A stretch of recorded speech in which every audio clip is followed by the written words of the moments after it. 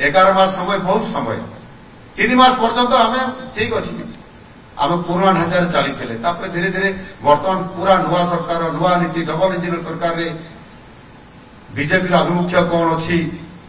manifesto रे कौन अच्छी परिवर्तन होकर आम पुणी काम लगे समझे सरकार गोटे कंटिन्यूअस प्रोसेस रे आपण माने अछंती केवल आमे दले लोक आसीबू शंख वाला आसीले आज पदम वाला आसिले आगु हाथ वाला आसीले ये भलिया आसुथबो जाउथबो किंतु इच्छा शक्ति रे लक्ष्य रे मिशन रे ये फरक तो रही निश्चित आ आमे शामिल की जीवा हम कोन अछि सरकार जहा हम करिया पड़िबो आ पुराना अभ्यास यदि आप रखिबे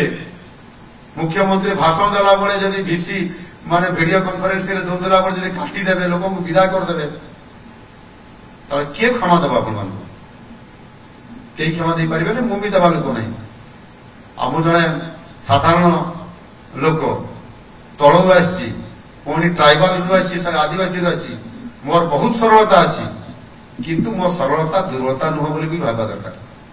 मो सरलतार अर्थ नुह जे मोर दुर्बलता मु सबुठारु बहुत हार्ड डिसीजन भी नहीं पारे एणुकर मोर आपण मान को एठी केवल गोटे परामर्श अछि जे जो माने समस्त बहुत भलो काम करछंती माइंड बैकअप करि दैछंती एवं आपण माने समस्त भलो काम करूछंती 80 रु 90% काम भी करूछंती मु कहिली आपण मान पाखे किंतु समस्त को टिके हमको आउ समय 11 मास हे गेला बहुत हे जाईची एबे हमको काम करिया पई पड़िबो काहे कि ना मु जानि छी मो पाखरे रिपोर्ट भी अछि कामर सिस्टम शैली ऐसे सब को आम सरकार को नीति कार्यप्रणाली आमर विजन आ सहित आमर एलाइन आपण मान से आम एलाइन रे आपण मान को सेटिंग हेबा पई पड़िबो सेथिरे आ कोनसी प्रकार रो बहाना कोले चलिबो नाही किबा एक्सक्यूज कहले भी आउ ये चलिबो नाही